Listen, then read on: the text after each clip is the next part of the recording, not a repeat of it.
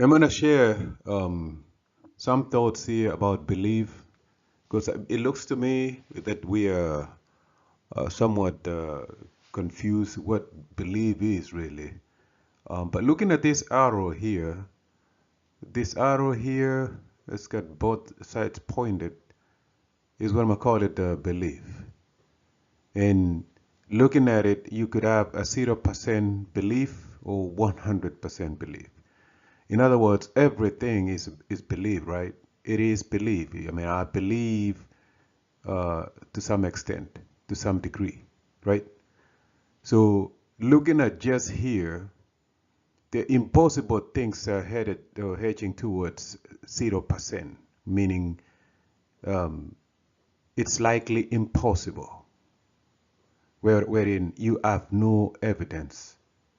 So where I have zero evidence, I'm saying the the likelihood of an event happening is impossible. And so goes with, say, the 40% uh, evidentiary reason, then I'm going to say it's unlikely.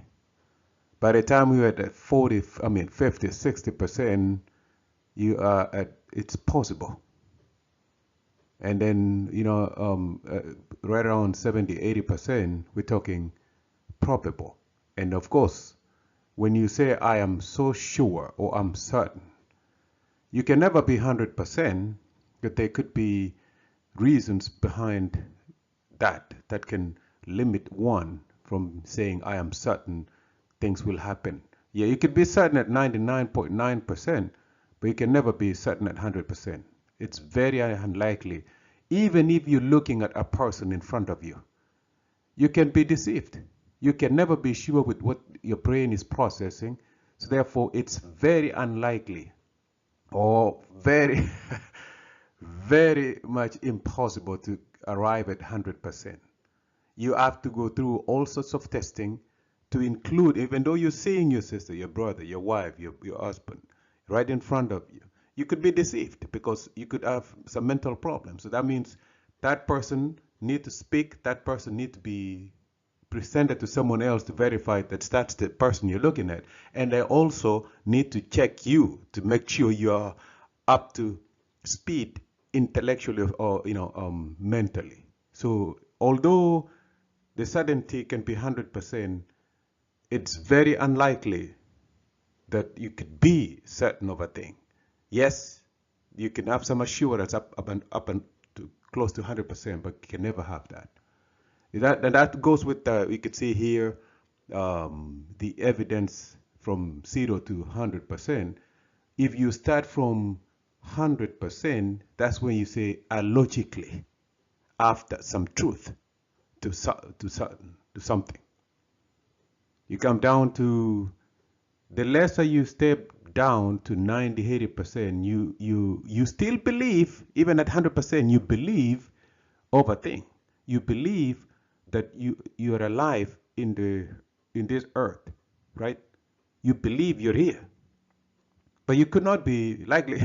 you, it could quickly change to for you for it to appear that likely, yeah, you believe you are here, but maybe you're not here. You know what I mean? So um, where you have 100% evidence, then you logically are concluding things and you speak truth.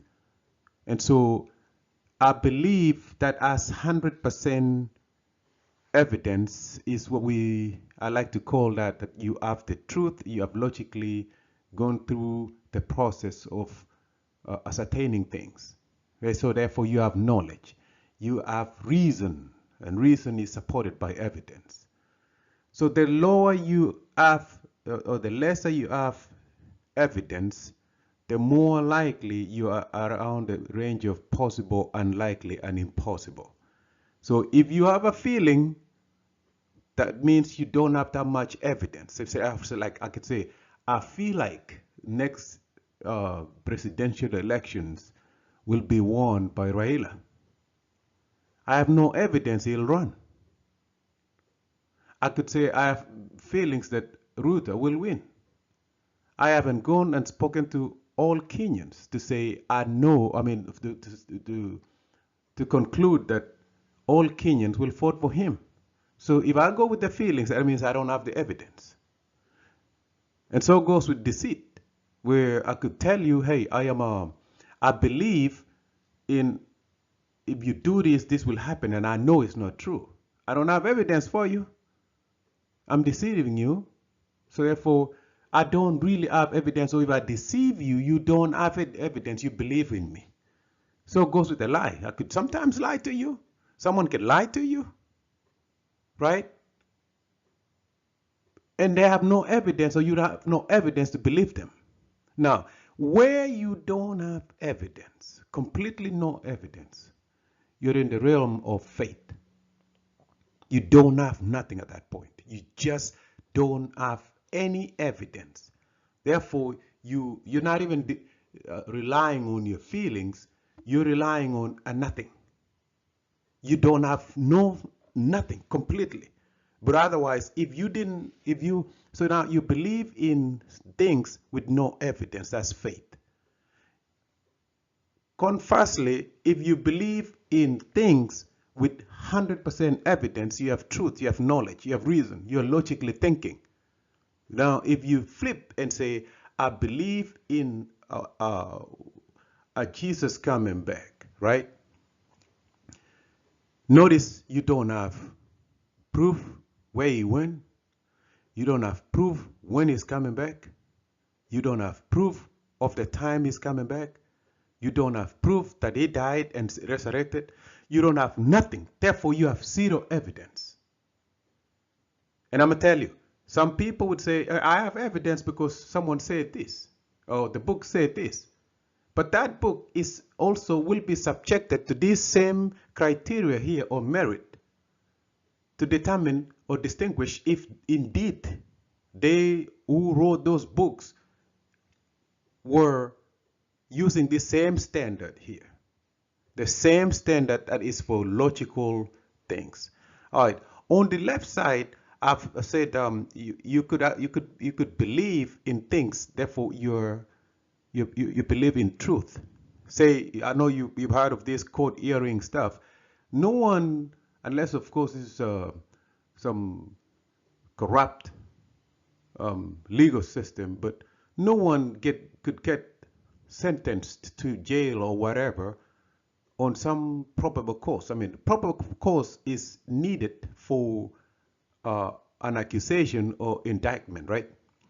But the prosecution will still have to provide evidence to support their case. So you need evidence at that point. Say, for instance, you're sick and the doctor says, I'm going to have to cut you up, do a surgery on you. Remember, you can't just say, he can't tell you, oh, I have faith you're sick in your liver. Therefore, we're going to get your liver out of one of your limbs because I have faith. They have to have evidence. They have to take pictures, X-rays or MRI, and show you why it's required or it's a needed cut, why it's a needed surgery. You need some level of evidence from the doctor before they cut you up. Same with driving. Notice a little bit with driving, we're at 60%. You could start your car and say, I'm going to head out to wherever you want to go, right? But you're driving knowing there's a road there. You've seen the road before. Or at least you've met people who came from that area before. They didn't fly down, you didn't see an aircraft, they came with a vehicle. So you have some level of evidence for you to start driving. Now, you could be going the wrong direction. This is why it's at 50, 60% certainty that you are going somewhere. It's possible you're heading the right direction, you're going the right direction. But you have some evidence that there is a road where you're going, there are people where you're going, there will be a place you can stop and whatnot. You're not running into a ocean. You know what I mean? It's same with investments. Some people would like to invest when they have maybe 90% proof that it will be a return in the investment. Some would rather go with 50% because that's all they have. In this time when we're all struggling, poor and whatnot, you would even invest if you have a likelihood of getting maybe 30, 40%, if you have an evidence that this is a good, safe investment. See, all of those, it's dependent on evidence. I mean, even right there, it's still a belief, right? You believe someone has told you if you invest your money in this area, you will get this much. Again, down here, you're at 30, 20% trusting a politician. If they come to you and say, well, we will do this, we will do that, we will do that. Yeah, you can see him. He's telling you. Maybe you're related to him. Maybe you've seen him do a few things before. But what he's proposing to you is really with some very little evidence. This is why they evade you. You can't hold them accountable. Because at the time when they came to you and they were proposing some investments, notice this. You didn't ask them where are the funds that you're going to use to build this road, to do this, all of these things that you're saying you will do. You had only 10, 20% or 30% of evidence. Yeah, you know he's talking to you. You know he's alive. You've seen a little bit of what he's done before, and that's what's making you trust him, right? And that's that. It comes down to you where you say, look here, I'm going to believe this guy because I've seen him done things before, but you only have some little bit of evidence that he is alive, that he will likely win, or if he wins, you've seen him do a thing before. But this is why they fail you every time, because they're telling you things that you cannot hold them accountable. Same is for the preacher. The preacher is telling you, you're going to go to heaven. You go, oh, Jesus is coming. Oh, God is coming. He has no freaking evidence. But the reason you believe him is motivating you. He's telling you something that gives you hope for tomorrow. But he has no evidence. You don't have any evidence when he's talking to you. He has nothing. He is what I call a speech mover, a person who can talk to you till you feel excited, can give you hope, but he or she has no evidence. It's in that lane around 10% where you have no knowledge, no truth. So now you go down to where you pray. When you close your eyes to pray, you don't have not one single evidence that a prayer has worked. When you talk about spirituality, what is that? You have zero evidence for spirituality. No matter what you argue about, no matter what people have said, there is no proof of some spirituality. Even the so many gods, we have like 40,000 gods, or at least what people pray, or denominations. You don't have no evidence. So people talk about, God told me. How? Where? With what fashion? You talk about spirit. What is a spirit? Again, you have to think through this evidentiary path here to say, you believe there is a spirit, but what is that? Fair enough. You could say, I believe. What are you believing in? You have any evidence at all? You say there's an angel that came to steal a thing or impregnate friggin' Maria. You didn't see none. You didn't see that person. You didn't see that angel Gabriel, whatever that name was. There is no record of it. And you know none of that has happened. It's like a miracle. You have no evidence of a miracle happening in this earth, in this planet. You don't have one single evidence. So guess what? You believe it, and yet you have zero evidence. That's why it's in the realm of faith. Because you believe with no evidence at all. You just you like to delude yourself, to fool yourself, or to believe what someone tells you without any evidence. So you have zero evidence. You're in the faith realm, and therefore at that point you're fooling yourself. This also applies to this deviation right here, right in the middle.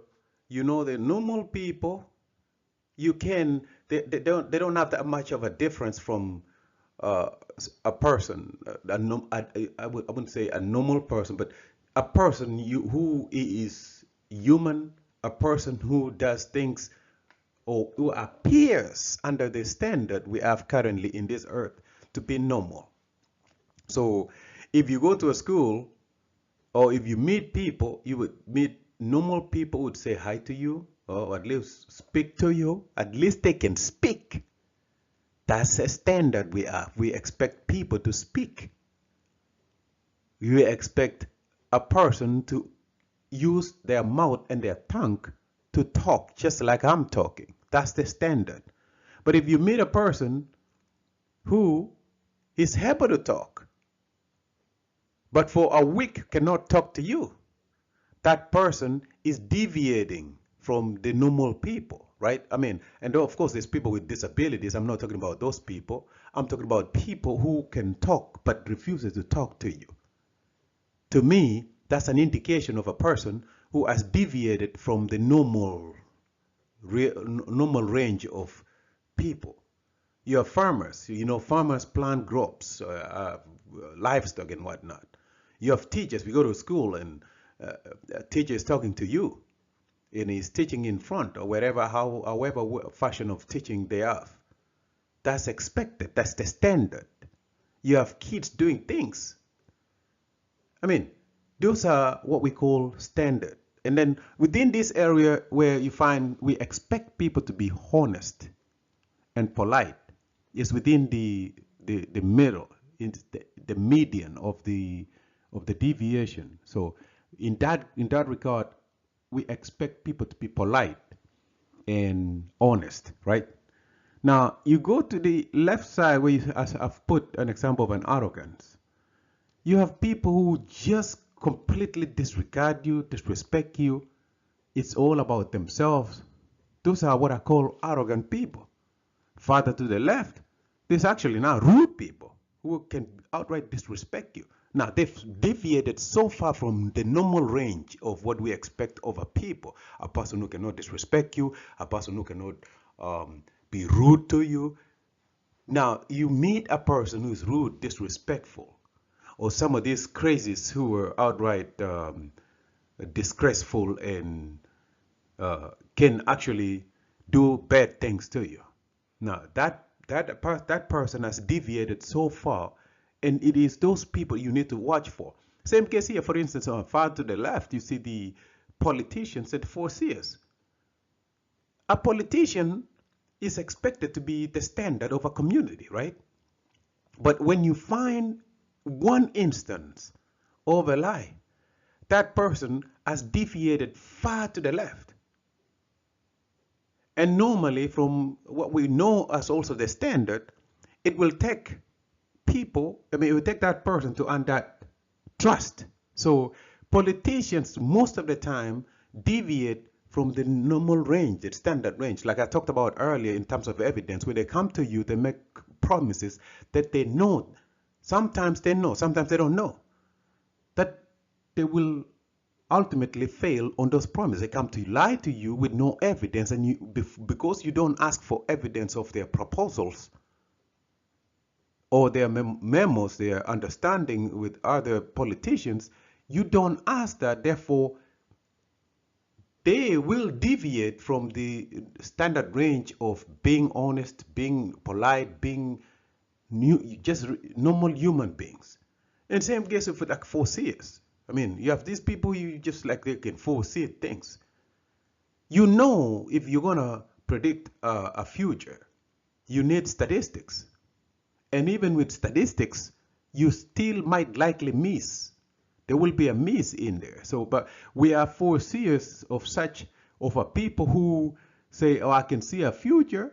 And because again, you go back to the previous conversation I had about the evidence. They don't have evidence. They're doing what I like to call hit and miss. They predict something, and if it comes through, they say I'm a foreseer. If it doesn't come through, they find ways to marinate it and confuse you, so you still believe in them even though you know they are lying to you. So politicians and foreseers to me are so far on this deviation graph that they are not normal. On this other right side over here, where I've got a person who is so exorbitant to be a spouse, to want to be a spouse, but it's crazy. It's like you have some of these people who, and this is really true for a person who'd like to get married. If you're thinking of getting married, I would use this here and ask yourself, okay, a normal person, say for a young lady, a normal man would do things within the middle of this standard deviation graph, right? Would be coming home, would do things that normal human or man would do, right? I mean, walks or does some farming, um, is truthful, is honest. Those are within the standard. But if you find a man who you don't hear from him for a week, 2 weeks, that puts him way out of from the standard. So that means that person has already deviated.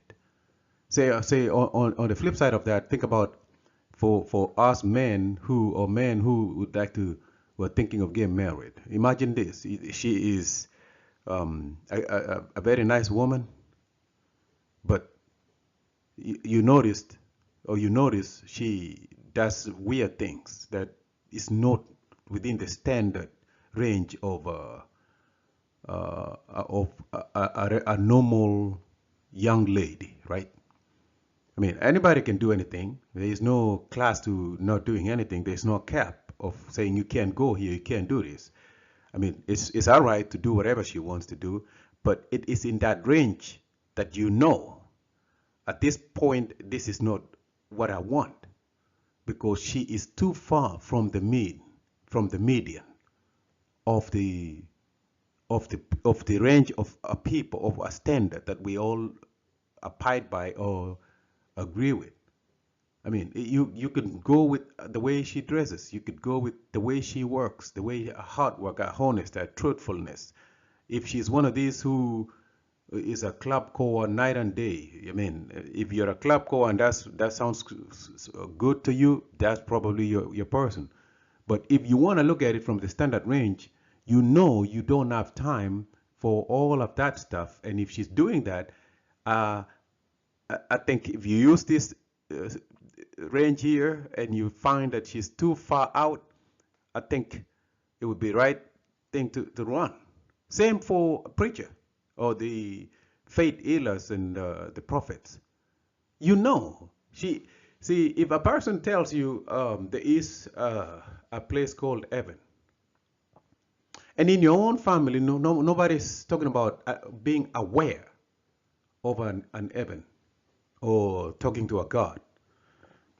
If in your family no one said that, if you don't know of an hell or an heaven, this person is so far out from the mean. This person has deviated from our standard, too far out. You know what I mean? So it's at that point you have to ask yourself, do I really, really want to keep listening to this liar? Because at that point, when we talk about, remember we on the range of the belief, this person is telling you things that they have no evidence for, right? So I think you would have to make a call to say, I cannot, in full faith, using the word faith again here, still listen or follow this person. You couldn't. Because this person has deviated so far out with no evidence, right? So it's time to run. It's the same case for, I mean, again, going back to, say, a person who's looking to date, right? A church core who also go to nightclubs. Right there. You know, for at least what you read in that book, what you call the Bible, you know, club going and going to church is not normally is not normal. I mean, there was a time they would criticize people who drink, people who go to nightclubs, and if this person you're dealing with is a nightclub core and also a church core, you can quickly tell that this person is not within that standard range. that means this person has deviated far out. What you do from there? I think you'd run, right? Same case with the preacher, run. Politician, run. Rude person, run. Disrespectful person, run. An arrogant person, run.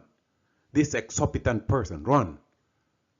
You use this kind of range, at least that's what I use. I listen to a person, you take it home, you think through it, and you know it's time to run. Or based on this, you look at how this person presented themselves or himself, you know it's a truthful person or not. Either way, this graph right here will help you.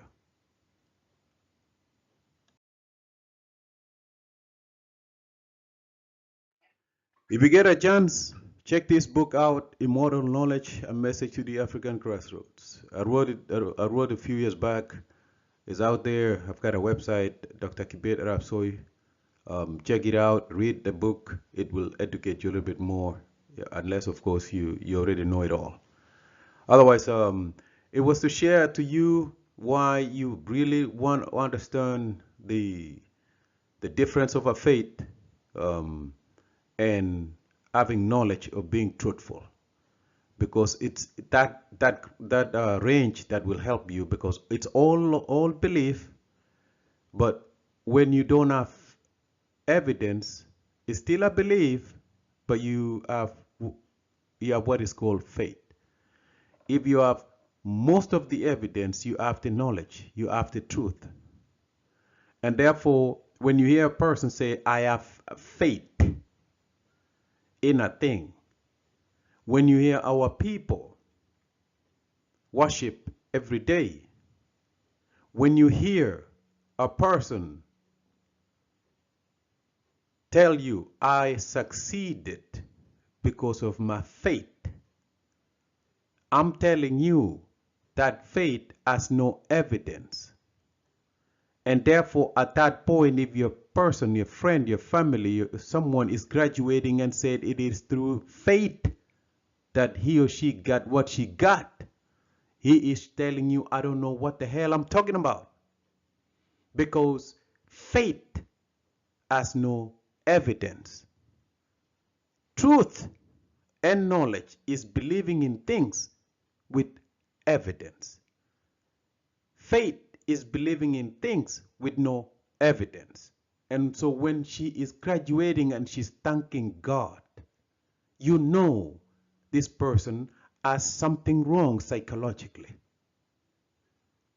Because one, to say thank you God or thank you Jesus, to whom was not there for him or her. At least evidentially, we haven't seen any involvement of a God, right? So the moment you hear, thank you, sweet baby Jesus, or thank you, God, you know she has no faith, therefore she's crazy, therefore outrun.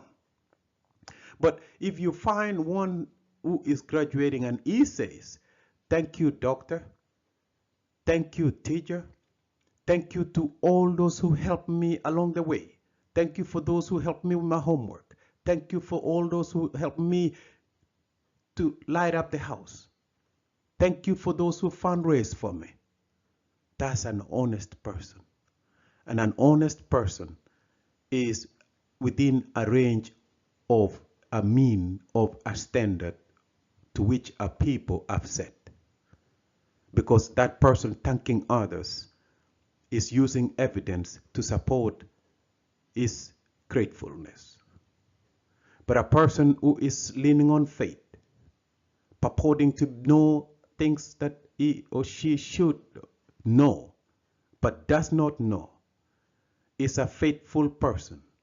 And that kind of lead is what our people are stuck on. We're stuck on a faith, which means every Sunday we are investing our time and our money upon a faith. And a faith, as established, is believing with no evidence. And if you're going to live your life with no evidence, do not accuse or get mad or blame others if you have taken the wrong road and you're struggling as a people, because you bought into the ideas that were given to you with no evidence. And because we agreed and invested in that world where we had no evidence. Consequently, we are not reaping anything, and that's why we have our children ourselves in this mess we're in right now. Because we refuse to question the things that were given to us. And we have said many times, and if you check this book out, Modern Knowledge and Message to the African Crossroads, that you must put in time to question things. It is that inquisitive, it is that curiosity that drives us to kind of scrutinize things that were given to us versus continuing the same path of a faithful people. And a faithful people have no evidence upon things they believe in.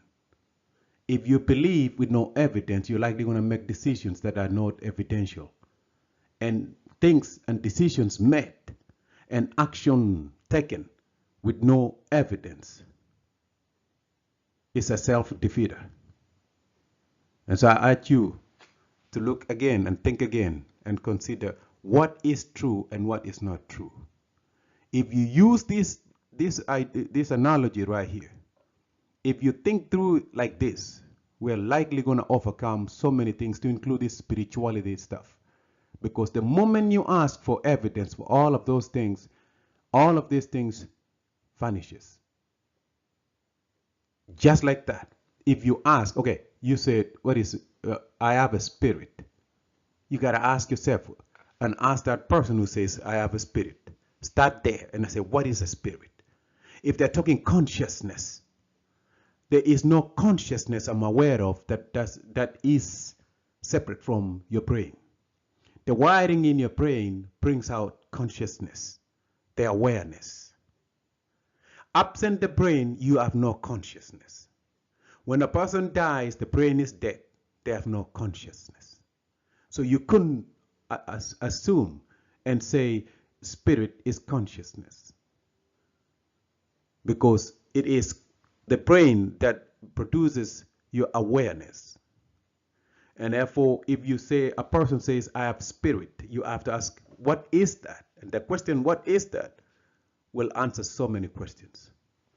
I leave you in peace.